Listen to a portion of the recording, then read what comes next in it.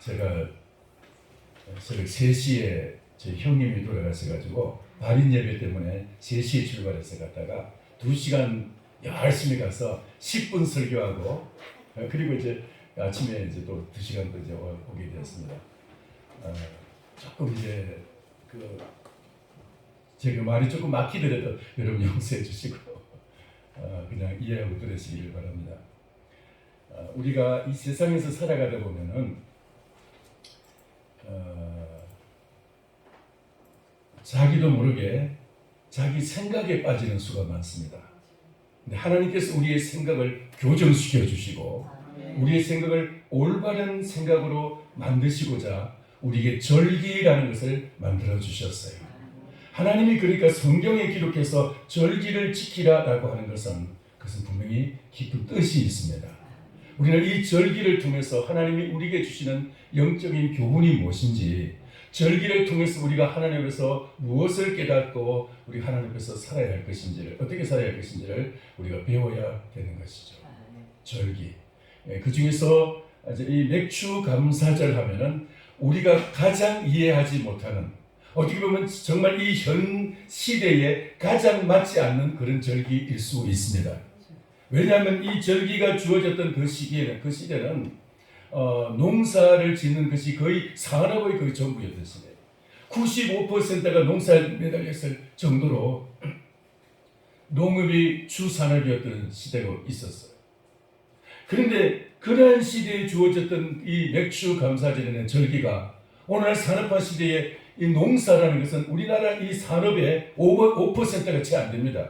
5%, 한 4%가 될까 몰라요. 그 정도 돼요. 그러니까 4%도 안 되는 이 농사에 나온 이 맥주 감사의 절기를 가지고 어떻게 산업화 시대에 우리 모두에게 공감을 줄 수 있는 그런 이제 그 맥주 감사를 지켜라라고 할 수 있겠어요. 이건 어떻게 보면 말이 안 되는 절기라는 거예요. 근데 하나님은 그럼 이 시대를 모르니까, 이 시대는 전혀 모르니까 하나님은 그 시대만 그렇게 주신 절기냐? 아니에요. 하나님의 말씀은 어제나 오늘이나 영원토록 변치 않는 말씀이고, 이 말씀이 아무리 오랜 고대 시대에 주신 말씀이라도 오늘날 이 시대에도 적용하고 이 시대에도 우리에게 필요한 말씀이기도 한 것입니다. 다만 이 말씀이 우리에게 어떻게 적용할 것이냐 하는 것은 우리들의 책임이지 하나님이 책임 아니에요. 자, 그럼 오늘 이 말씀을 가지고 감사절에 맥주 감사절 우리가 어떻게 지켜야 할 것이냐, 이게 참 우리에게서는 가장 그때 참 우리 문제점일 수 있는데, 그러나 이제 오늘은 우리 추수 감사는 우리 이제 모든 곡식들을 다 추수하고 나서 드리는 절기이고, 이 절기는 이제 거의 가을 후반부에 거의 연말에 이제 드리는 절기니까 1년에 이제 결산하는 그런 의미를 가지고 드리는데, 이 맥주 감사절은 공교롭게도 7월 첫 주에 드리게 되었습니다. 그러면 매년 그럼 7월 첫 주입니까? 또 그렇지도 않아요. 이 맥주 감사절은 원래 오순절날 드리는 절기고, 오순절은 원래 부활절로부터 50일째 되는 절기입니다. 그러니까 부활절은 그러면 해마다 어떤 날에 정해져 있느냐? 그렇지 않습니다. 부활절이 왔다 갔다 해요. 어떤 때는 3월 중순이기도 하고 4월 초순이기도 하고 4월 거의 중순까지도 가기도 해요. 4월 한 10일, 12일 이 정도까지도 갑니다. 근데 왜 그러느냐? 왜 다른 절기들은 다 정해져 있는데 이 절기는 왜 이렇게 왔다 갔다 하느냐? 그 이유는, 이 절기는 유럽에서 이제 동방교회와 서방교회가 있는데, 동방교회, 서방교회가 각각 그 절기를, 부활절 절기를 계산하는 방법이 조금씩 달랐어요.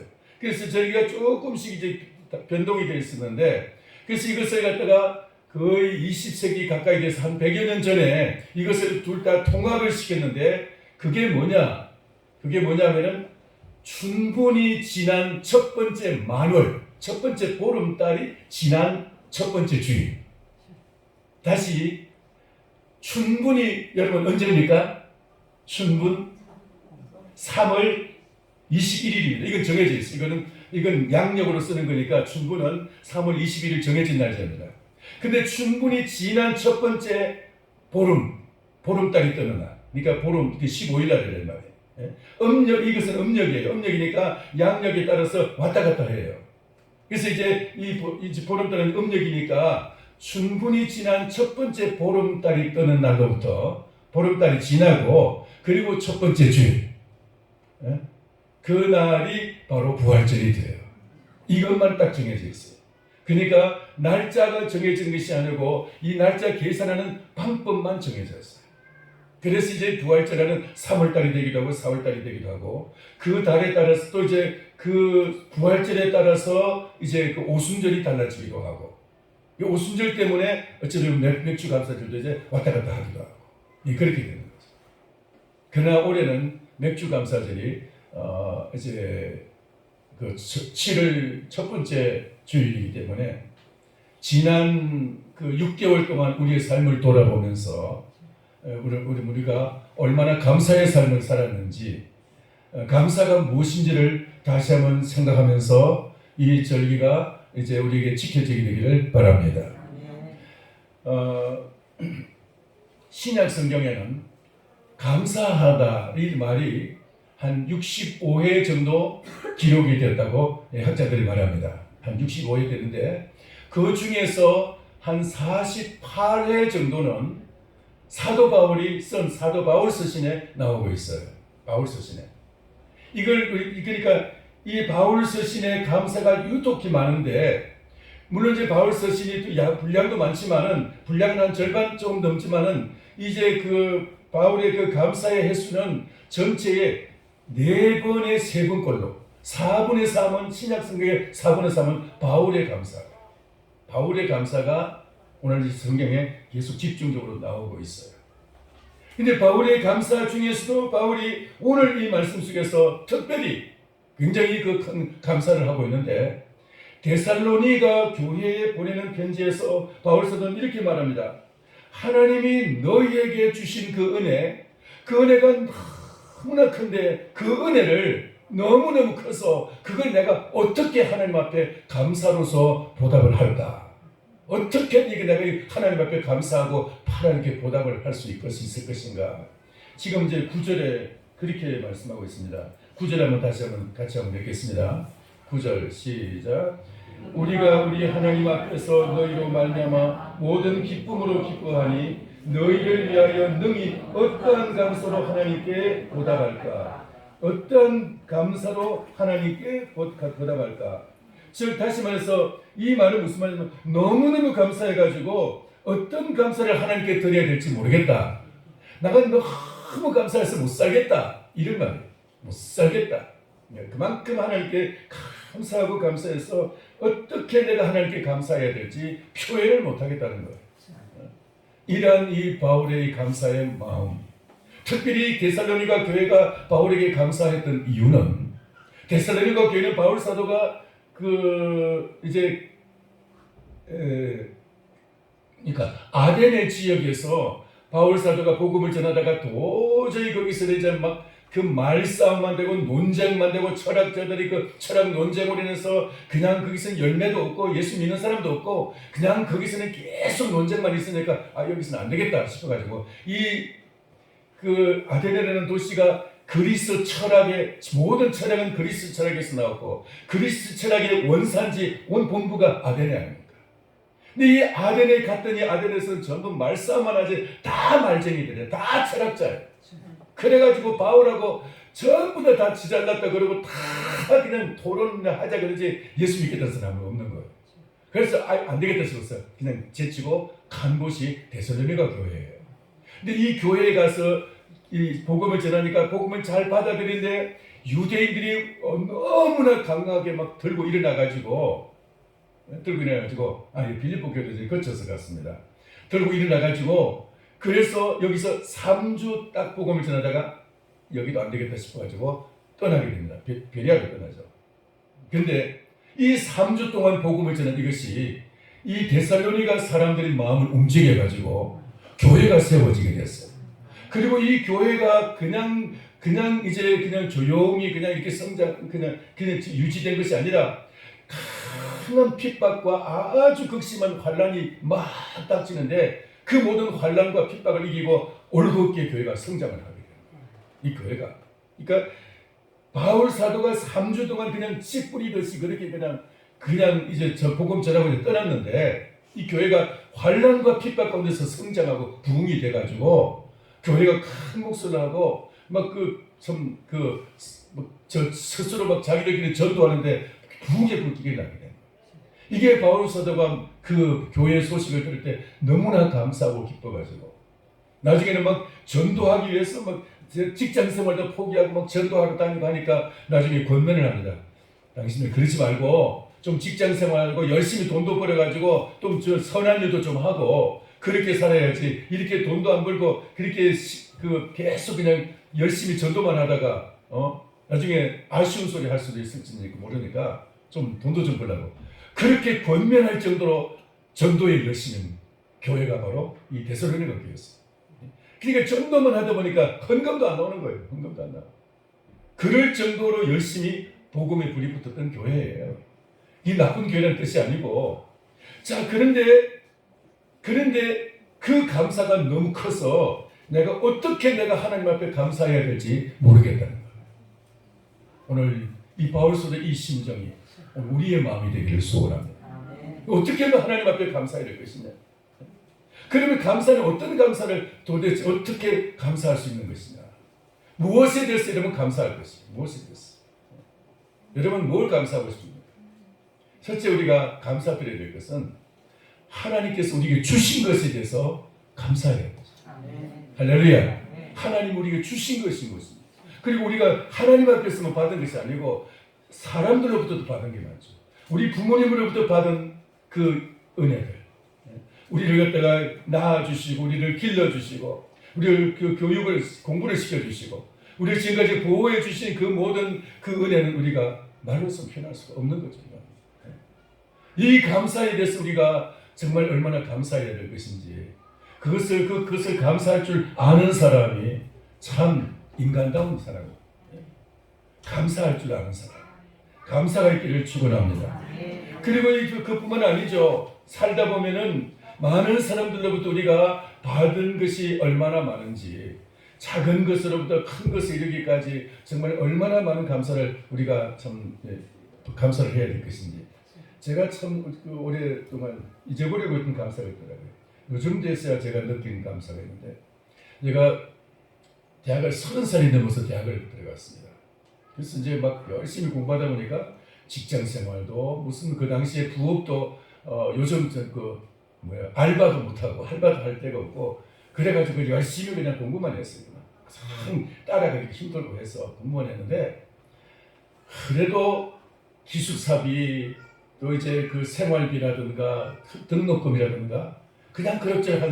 제가 결혼하기 그 대학 3학년 때 결혼했는데 결혼하기 전까지 누군가가 떼어줬더라고요. 결혼하고부터는 이제 집사람이 다 떼었어요. 결혼하기 전까지. 근데 그걸 가만히 생각해 보니까 우리 형제들이 다 그렇게 된 거예요. 형제들이 한 사람 한 사람 이 사람 저 사람 예수 믿지 않는 형제들 통해 가지고 등록금을 대고 그래서 이 형님 저 형님들 막 그 등록금을 대고 하는 그런 것을 갖다가 제가 그동안에 참 잊어버리고 있었더라고요. 근데 요즘 와서야 그때 받은 그 감사 그 은혜 그것에 대해서 조금씩 생각이 나고 내가 그것에 대해서 내가 감사하지 못했구나. 내가 잊어버리고 있었구나. 내가 참 그동안에 참 다른 데 물질 사역을 하고 또 이제 그때 공부하느라고 또 사역을 하느라고 정신이 없이 그러다 보니까 잊어버리고 있었는데 요즘 와서 그게 느껴지게 되는 거예요. 여러분 우리 받은 바 모든 것이 내가 지금까지 살아온 것이 나 혼자 잘나서 살아온 것이 아니라 모든 것이 주변에 있는 누군가의 도움과 누군가의 그 지원을 통해서 우리가 지금까지 살아오고 지금까지 우리가 지탱해 왔다는 것을 우리가 깨달아야 될 것입니다. 할렐루야. 하나님께서 우리에게 주신 은혜가 얼마나 큰 것인지 저도 지금 회개하는 마음으로 이 고백을 처음으로 합니다. 그러니까 이 받은 바 은혜에 대해서, 받은 것에 대해서 우리가 감사할 수 있는 마음, 그것이 얼마나 소중한 것인지요. 받은 것에 대해서. 특별히 우리가 부모님으로부터 이와 같이 생명을 받았고, 우리 지금까지 살아온 그 모든 삶의 육신의 그 모든 것을 받았지만은, 특별히 우리의 영혼을 하나님께서는 다시 거듭나게 해주셔서, 물론 우리에게 생명 주신 그 자체가 하나님의 은혜이지만은, 거기다가 우리에게 거듭나게 하셔서 우리들에게 천국의 소망을 가지고 새 생명으로 살아갈 수 있는 이 은혜 주신 것에 대해서 우리가 더욱더 감사해야 할 줄 압니다. 할렐루야. 우리는 누군가에게 받은 것에 대해서 우리가 자꾸 생각하고 그것을 감사하지 않으면은 우리는 우리의 마음이 점점 메말라지기 쉬워요. 그래서 어떤 사람이 그런 말을 했습니다.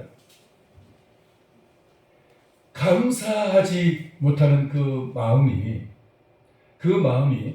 얼마나 그것이 이런 말을 했습니다. 사람에게 가장 큰 저주는 무언가의 부족함으로 오는, 무언가의 결핍으로 오는 목마름이 아니라 감사하는 마음이 생기지 않은 메마름이다. 마음이 메말라가지고 감사하지 못할 때 그 마음은, 그 메마름이 바로 하나님으로부터 저주받은 것이다. 그런 이야기가 있어요. 오늘 우리가 감사하지 못하는 부분이 있다면, 이것은 내가 뭔가 정말 하나님의 그 은혜에 대해서 온전히 내가 반응하지 못했구나 하는 것을 우리가 깨닫게 되는 것이죠. 하나님 앞에서, 여러분, 사람들 앞에서 받은 것이 무엇인지 여러분 생각하고 그것에 대해서 감사할 수 있는 마음이 여러분에게 표현되어지게 되기를 축원합니다. 감사의 마음. 그것은 첫 번째, 우리가 받은 것에 대한 감사가 있어야 되는 것입니다. 받은 것에 대해서. 그리고 두 번째로 어떤 감사를 드려야 될 것이냐, 받았기 때문에만 감사드리는 것이 아니고, 교육을 받고 우리나라가 지금까지 우리나라가 잘 살게 된 것, 좋은 환경, 유럽 같은 나라 혹시 가보신 분들은 알 거예요. 그 유명 관광지일수록 가이드가 항상 하는 말이 있어요. 그게 뭐냐면은 가방을 조심하라고. 가방을 앞으로 맨 것은 자기 것이고 옆으로 맨 것은 쓰리꾸다고 공유하는 것이고 뒤에 맨 것은 남의 것이라고. 그건 쓰리꾼 것이라고. 그런 말이 있어요. 그러니까 반드시 앞으로 그 가방을 메고 다니라고. 우리나라 그렇습니까? 우리나라 안 그래요. 그냥 다 뒤로 메고 다녀도 아무렇지도 않아요. 어디다 두고 잠시 볼일 보고 와도 그대로 있어요. 청량리 역을 여러분 혹시 활용하시면 알 겁니다. 가방을 갖다가 의자에다가, 대합실 의자에다 놔두고 화장실 갔다 와도 그대로 있어요. 이게 우리나라밖에 안 그렇다는 거예요. 전 세계 어느 나라가 그런 데가 있습니까? 우리나라는 이와 같이 치안도 잘 돼 있고, 하나님이 이 나라에 은혜를 주셔서, 하나님께서 복을 주셔서 이만큼 하나님이 우리에게 안전하게 살아갈 수 있도록 은혜 주신 줄 믿습니다. 이게 하나님의 은혜인 거예요. 교육의 문제도 그렇고, 병원 그 제도도 그렇고, 미국에 오바마라는 대통령이 있었죠. 미국의 유일한 흑인 대통령. 그 사람이 세계 제일의 나라 대통령이지만은 늘 우리나라를 부러워하면서 우리나라 이야기를 하는 두 가지가 있었습니다. 그게 뭔지 압니까? 교육제도하고 보험제도예요. 우리나라의 보험제도하고 우리나라의 교육제도에 대해서 늘 얘기하면서 오바마가 우리나라 보험제도를 본받아가지고 그 보험제도를 개혁하다가 실패했어요. 한 절반 정도 하다가 절반 정도만 그냥 못하고 말았어요. 결국 반대가 심해가지고. 교육도 마찬가지입니다. 우리나라 교육이 너무나 잘 됐다고 그것을 늘 부러워하면서 대한민국, 한국처럼 그렇게 교육을 그렇게 시키도록 하자. 근데 그걸 다 못했어요. 못하고 말았어요. 미국이 세계 최고이지만은 그러나 그 미국보다도 한국의 교육제도 하나님이 축복해 주셨다는 거죠. 근데 이 제도를 갖다 바꾸려고 하면 되겠어요? 하나님이 주신 이 아름다운 이런 그 모든 제도들도 하나님이 주신 것인데 지금까지 우리는 모르고 살아왔고 이것이 하나님의 은혜인지도 모르고 하나님의 축복인지도 모르고 살아왔다면 우리는 이것을 감사할 수 있어야 되겠습니다. 할렐루야. 이거 바꾸려고 하면 얼마나 이게 잘못될 것인지. 요즘 그 교육제도 바꾸려고 많이 지금 그러죠. 교육감들이. 자, 두 번째 우리가 감사를 어떻게 감사할 것이냐? 주는 것, 그 내가 받는 것도 감사하지만 예수님께서 사도행전 20장에 이렇게 말씀합니다. 예수께서 말씀하시기를 주는 것이 받는 것보다 복이 있다는 것을 알아야 할지니라. 주는 것이 받는 것보다 복이 있다. 주는 것이 받는 것보다 복이 있다. 할렐루야. 그게 복이라는 거예요. 그래서 받는 것도 여러분 복이지만은 잘 받아야 되겠지만은 그리고 받은 복에 대해서 감사해야 되겠지만은 우리가 줄 수 있을 때 그것을 그 기회를 놓치지 말아야 되는 것입니다. 내가 무언가 나에게 필요로 하고 무언가 누군가 나에게 만약에 나의 도움을 필요로 한다면은 내가 줄 수 있는 기회예요. 여러분 무언가를 줄 수 있다는 것은 여러분에게 있는 잠재적인 하나님의 능력인 것입니다. 하나님이 그만큼 내게 능력을 주신 것이고 가능성을 주신 것이고 나에게 그만큼 그 복의 새로운 기회를 주신 것이다 이 말. 줄 수 있다는 것은 그만큼 나에게 함께 뭔가를 부어 주셨기 때문에 새로운 기회를 주신 것이에요. 할렐루야. 이 줄 수 있다는 것이 얼마나 우리에게 감사한 것인지요. 줄 수 있다는 것은. 우리가 워낙 아무것도 없다면 줄 것도 없죠. 줄 수도 없고 줄 것도 없어요. 그런데 우리가 무언가를 줄 수 있다면 내가 가진 것으로서 무엇을 줄 수 있을까? 누군가에게 내가 무언가를 줄 수 있다면 그것은 나에게 가진 것이 있다는 것이고 그리고 가능성이 있다는 것이에요. 그것을 가지고 내가 열심히 누군가를 주고 뭔가를 베풀 때 그곳에서 내 능력이 더 커지게 되고 그것이 나에게 하늘의 상급이 커지게 되고 우리의 후손들에게 복을 물려주게 될 줄 믿습니다. 잠언에 보면은 선한 일을 많이 한 자의 후손이 절대로 남에게 빌리는 일이 없고 배불른 일이 없다 그랬어요. 할렐루야. 여러분 우리가 사람들에게 무언가를 줄 수 있을 때 그 주는 것을 통해서 나의 후손들이 그만큼 이제 하나님께서 복을 주셔서 그만큼 더 지혜를 주시고 능력을 주셔서 더 잘되게 하시고 나의 후손들이 그만큼 더 번창하게 해 주신다는 거예요. 지금 우리가 잘되고 있는 것은 우리의 선조들이 그만큼 뭔가를 심었기 때문에 하나님께 드렸기 때문에 하나님께 물질을 드리고 기도를 드리고 하나님께 무언가의 찬양을 많이 드렸고 예배를 드렸기 때문에 무언가 하나님을 드린 것이 있었고 사람들에게 준 것이 있고 나눈 것이 있었기 때문에 하나님이 이만큼 부어주시고 채워주신 줄을 믿으시기 바랍니다. 내가 아무것도 주지 않는 사람에게는 아무것도 나도 받을 것이 없어져요. 다 그냥 내 것만 알고 내 것만 채우는 사람 그건 복이 아니에요. 에릭 프롬이라는 사람이 그런 말을 했습니다. 부자는 많이 소유한 사람이 아니고 많이 주는 사람이다. 얼마나 내가 많이 주었느냐 그것이 바로 나에게 부자라는 것이죠. 그 부자는 어디 부자냐? 땅의 부자 되고 하늘의 부자. 여러분 하늘에 가서 천국에 가서 내가 천국에 가서 그 뭔가 나의 예금 통장에 뭔가를 쌓여 있다면 그것은 다 내가 하나님께 드린 것 이웃에게 나누고 준 것 그것이 천국에 그 천국 통장에 쌓여 있게 될 것입니다. 하나님이 말씀하셨습니다. 너희가 가난한 자에게 꾸고 나눈 것은 다 여호와께 빌려주는 것이다. 그랬어요. 하나님께 빌려드리는 것이다. 하나님이 그걸 다 갚아주시겠다는 거예요. 할렐루야. 내가 누군가에게 뭔가를 줄 수 있다면 그것은 하나님께 꾸어드리는 것이다. 하나님이 빚지는 것이다. 하나님. 여러분 하나님이 우리에게 빚지게 하십시오. 주님의 십자가에 흐리신 그 보혈에 우리가 빚진 마음을 가지고 내가 주님의 은혜를 받은 것이 있다면 그걸로 끝나지 말고 하나님을 하여금 나에게 빚지게 하십시오.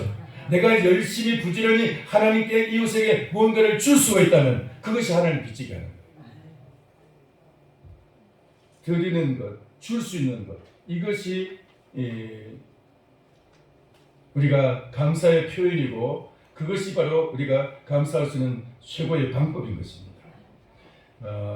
받는 감사도 중요하지만 이 주는 감사 이것이 더 큰 복의 기회가 된다는 것 여러분 꼭 기억하시기를 축원합니다. 자, 세 번째로 깨달음으로서 믿음으로 깨달아지는 것 이것이 그때 우리가 감사를 드릴 수가 있게 돼요. 사도 바울이 빌립보 교회를 통해서 굉장히 많이 감사하고 기뻐하고 있습니다. 빌립보 교회로 인해서.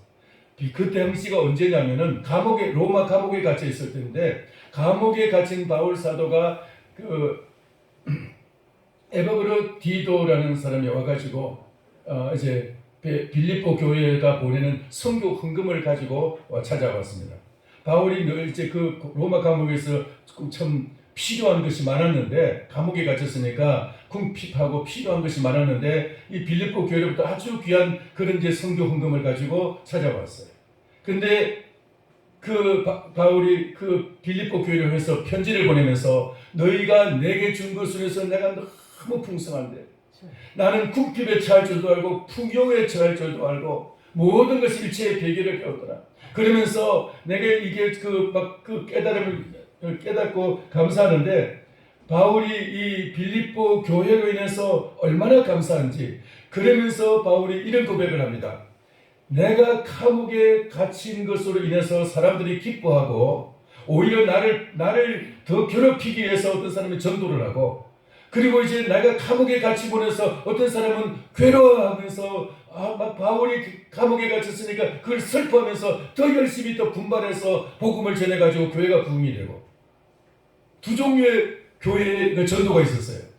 바울이 감옥에 갇혔으니까 어떤 사람들은 내가 전도하면은 바울을 더 괴롭히겠지, 바울이 더 큰 고통을 당하겠지 해가지고 전도하는 사람들이 있고, 어떤 사람들은 바울이 감옥에 갇힌 것 때문에 그 아픈 마음을 가지고 그렇게 참 그 마음을 아프게 하면서, 마음을 이제 같이 슬픔하면서 막 열심히 복음을 전하는, 바울이 복음 때문에 이제 감옥에 갇혔으니까 바울 사도 대신에 내가 복음을 전해야지 하면서 막 열심히 복음을 전하고, 그래서 바울이 감옥에 갇힌 그 자체가 부흥의 새로운 불길이 나고 새로운 부흥의 기회가 되었어요.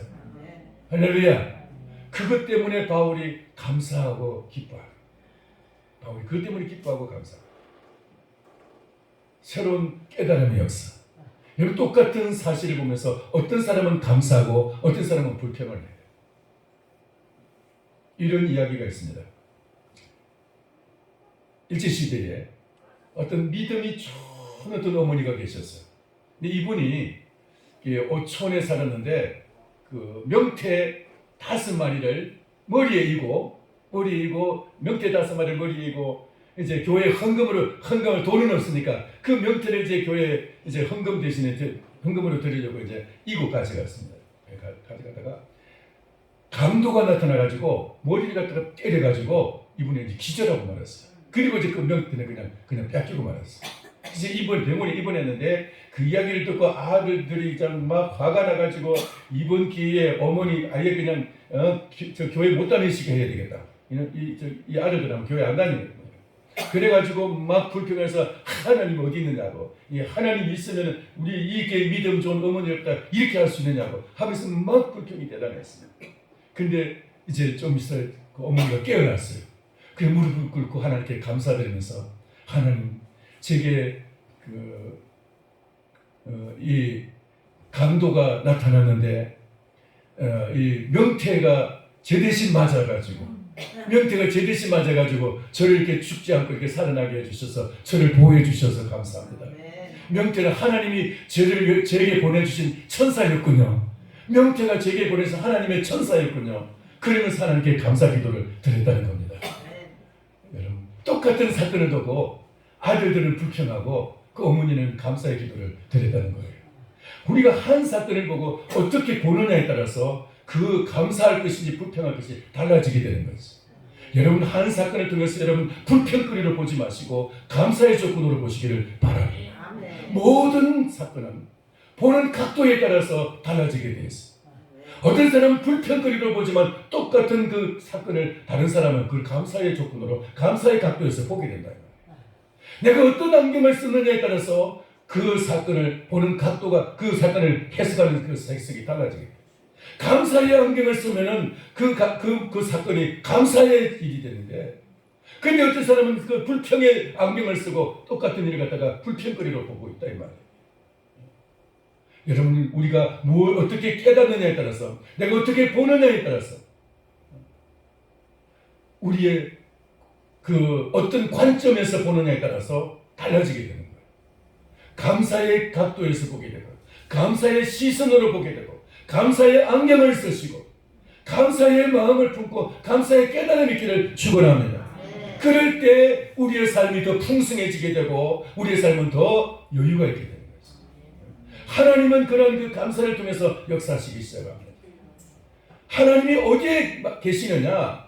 하나님은 안 계신 곳이 없죠. 편재성이라는 말이 있습니다. 하나님의 편재성, 신학적인 용어인데, 그럼 하나님은 안 계신 곳이 없다는 뜻이에요. 하나님은 어디든지 다 계십니다. 들에도 산에도 뭐 하늘에도 땅에도 땅속에도 바다에도 다 하나님이 다 계셔요. 그런데 특별히 하나님이 계시는 장소 두 가지가 있는데 어디냐? 그건 천국과 감사하는 자의 심령이라는 거예요. 감사하는 사람의 마음속에 하나님이 계신다. 여러분 감사할 때 하나님이 그곳에 계실 줄 믿습니다. 여러분 감사하는 사람에게 이 깨달음이 얼마나 중요한 것인지, 똑같은 일을 똑같이 내가 당한 일이지만은 그것을 감사하는 사람에게 하나님이 그것을 통해서 더 풍성한 일이 생기게 되고, 그것을 불평의 눈으로 보면 그 모든 그 지금 현재의 사건이 나를 더 불행하게 만들어 버립니다. 여러분의 같은 사건으로 그 사건이 여러분을 행복하게 할 것인지 불행하게 할 것인지, 그것은 더 나의 깨달음의 차이입니다. 불행하게 깨달으면 불행해지는 것이고, 불평하면 불행해지는 것이고, 감사하면 행복해지는 것이고, 깨달음의 차이가 있나요? 할렐루야. 그리고 이 말은 다른 말은 믿음의 차이라는 것이죠. 믿음의 차이. 믿음의 눈으로 바라볼 때 모든 사건들은, 모든 우리의 환경들은 다 감사의 조건이 되고 감사의 통로가 되고 감사의 기회가 될 줄 믿습니다. 믿음은 우리의 삶 속에서 모든 것을 보는 각도를, 보는 눈을 달라지게 만드는 것입니다. 하나님은 오늘 우리에게 이 감사절을 통해서 이것을 깨닫기를 원하십니다. 사랑하는 성도 여러분, 그냥 이 맥주 감사절 말로서만 끝나는, 그냥 절기로서만 설교로만 끝나는 절기가 되지 않기를 바랍니다. 여러분 속에서 새로운 삶의 어떤 그 전환점이 생겨날 수 있게 되기를 축원합니다. 감사하는 마음, 이것은 꼭 뭔가를 받았으면 감사하는 것, 그것이 아니라 받은 것도 감사하지만 주는 것도 감사하고 깨달아지는 것도 감사하고 믿어지는 것도 감사하고, 그 모든 삶 속에서 이 사건을, 모든 내 환경을 다 감사함으로써 받아들일 때 우리의 믿음은 더욱더 풍성해지게 되고 우리의 삶은 더욱더 놀라운 은혜로 충만하게 될 줄 믿습니다. 여러분 삶에 그런 은혜가 넘치기를 주 이름으로 축원합니다. 기도하겠습니다. 살아계신 하나님 아버지, 은혜를 감사합니다. 오늘 맥주 감사 주일을 맞이해서 하나님 아버지, 우리에게 아버지 하나님 감사가 어떤 것인지, 어떻게 감사해야 될 것인지, 내가 어떤 감사로 하나님께 보답하고 이 바울의 심령을 갖고 주님 앞에 서야 되겠는데, 받은 것으로 감사하고 주님뿐만 아니라 우리가 주님 주는 것으로 감사하면서 더 많이 주면서 감사가 더 넘치기를 원합니다. 하나님이 깨달아지는 것으로 감사하게 하여 주시고 더 많은 깨달음이 올 수 있도록 하나님 우리에게 역사하여 주시옵시고, 믿어지는 것으로 감사할 수 있도록 하나님에게 더 큰 믿음으로 역사하여 주옵소서. 감사의 삶이 더 큰 믿음으로 우리를 성장시켜 주실 줄을 믿사오니 주여 저에게 은혜를 베풀어 주옵소서. 예수님의 이름으로 기도하옵나이다. 아멘. 찬송가